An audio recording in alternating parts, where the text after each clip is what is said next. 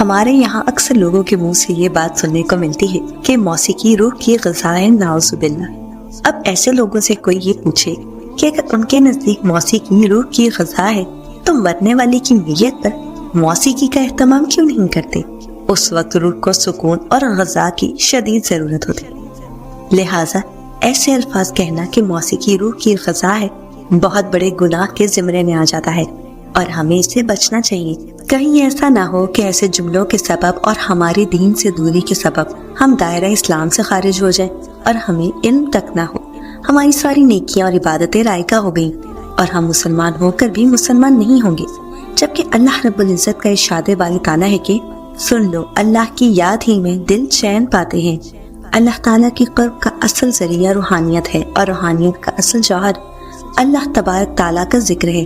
روحانیت اصل میں روح کا اپنے خالق و مالک سے وابستہ ہو جانے کا نام ہے، اور ذکر اللہ اس وابستگی کا عمدہ اظہار ہے۔ صحیح بخاری کی ایک حدیث کے مطابق حضور اکرم صلی اللہ علیہ وآلہ وسلم کا فرمان ہے کہ اللہ تبارک و تعالیٰ کا ذکر کرنے اور نہ کرنے والوں کی مثال ایسی ہے جیسے ایک زندہ ہے اور ایک مردہ۔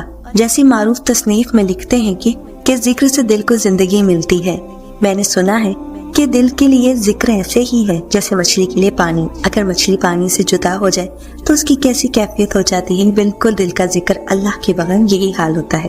اے اللہ، یقیناً میں تیرا بندہ ہوں اور تیری ہی بندے اور تیری ہی کنیز کی بیٹی ہوں، میری پیشانی تیری ہی ہاتھ میں ہے، مجھ میں تیرا ہی حکم جاری و ساری ہے، میرے بارے میں تیرا فیصلہ مبنی پر انصاف ہے، میں تیرے ہر اس خاص نام کے ذریعے سے تجھ سے درخواست کرتی ہوں جو تو نے خود اپنا نام رکھا ہے یا اسے اپنی کتاب میں نازل فرمایا ہے یا اپنی مخلوق میں سے کسی کو سکھایا ہے یا تو نے اسے علم غیب میں اپنے پاس خاص کیا ہے کہ تو قرآن مجید میرے دل کی بہار بنا دے اور میرے سینے کا نور، میرے غموں کا علاج اور میری فکروں کا تریاق بنا دے۔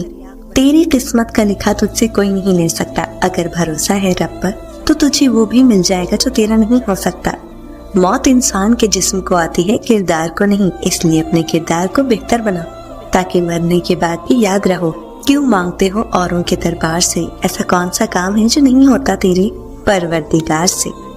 کبھی کسی کو نیچی نظر سے مت دیکھو، کیونکہ تمہاری جو خواہشات ہے یہ تمہاری قابلیت نہیں بلکہ تم پر اللہ کا کرم۔ امیدوں کے آگے ٹوٹ جانا اچھا نہیں لگتا، کسی کے آگے ہاتھ پھیلانا اچھا نہیں لگتا، مجھے دینے والوں کی قطار میں ہی رکھنا، میرے مالک تیرے در کے سوا کہیں سر جھکانا اچھا نہیں لگتا۔ اے ہمارے رب، تو ہمیں ہدایت دے، ہمیں رحمت عطا فرما، بلا شبہ تو ہی سب کچھ عطا کرنے والا ہے۔ اللہ کے ہر فیصلے پر راضی رہو، کیونکہ اللہ اپنے فیصلوں کو خوب جانتا ہے۔ جب عرش والے کی مرضی ہوتی ہے تو فرش والوں کی تمام سازشیں بیکار ہو جاتی ہیں۔ ہماری روٹی ہمیں ہی دے یا رب، تیرے بندے بڑا خوار کرتے ہیں۔ رزق اور موت کا خوف نہ رکھو، یہ اختیار صرف اللہ کے پاس ہے۔ بے شک نہ کوئی تمہارا رزق چھین سکتا ہے اور نہ ہی موت دے سکتا ہے سوائے اللہ کے۔ نیکی کی ایک صورت کسی کو مسکرا کر دیکھنا بھی ہے، نرمی سے بات کرنا بھی ہے، بزرگوں کا احترام کرنا بھی ہے، کسی کے کام آنا بھی ہے۔ پھر پتہ نہیں کیوں ہم نیکی کو اتنا مشکل کر بیٹھے ہیں۔ جب تمہاری مشکل حد سے زیادہ بڑھنے لگی تو سمجھ لو کہ اللہ تمہیں کوئی بلند مقام دینے والا ہے۔ دنیا میں ہر چیز کا فائدہ اٹھاؤ، لیکن کسی کے بھروسے کا فائدہ مت اٹھاؤ۔ مجھے تیرے بندوں سے کوئی گلہ نہیں ہے میرے اللہ، بس مجھے اتنا اچھا بنا دو کہ کسی کو کوئی گلہ نہ ہو۔ آزمائش کبھی سزا نہیں ہوتی، بلکہ یہ رب کعبہ کی طرف سے اس کی ایک مہربانی اور عنایت ہے تم پر کہ تم اس کے ہاں پسند کیے جاتے ہو، تمہیں وہ اپنے اچھے اور نیک بندوں میں شمار کرتا ہے، کیونکہ آزمائش اس کی ہی کی جاتی ہے جو ایمان والا ہو، جو اس کے نزدیک صبر والا ہو، جو توکل والا ہو۔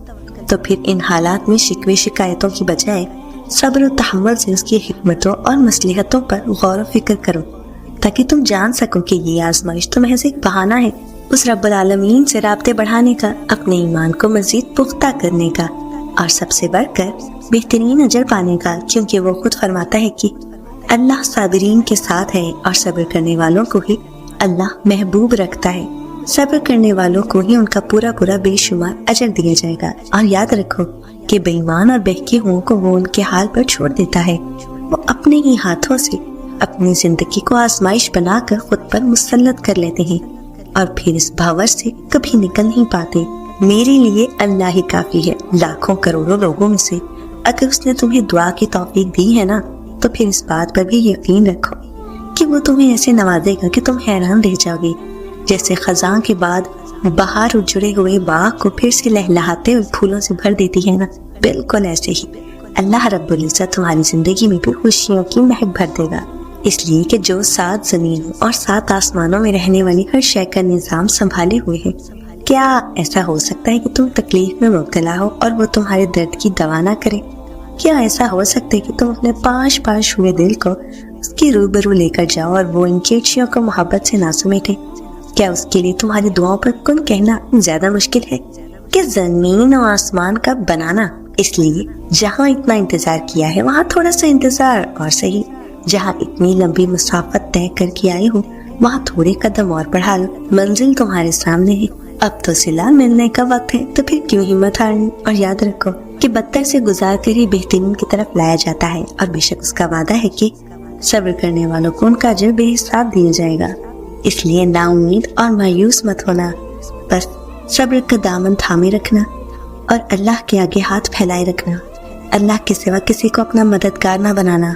जो नेकी करते हैं वो कभी न कभी लौट कर आती है, जो बुराई करते हैं वो भी कभी न कभी लौट कर हमारी तरफ ही आती है। तो अपनी नेकी पर यकीन रखो और फिर अल्लाह पर यकीन रखो, वो ज़रूर देगा, वो अजर ज़रूर देगा इंशाअल्लाह।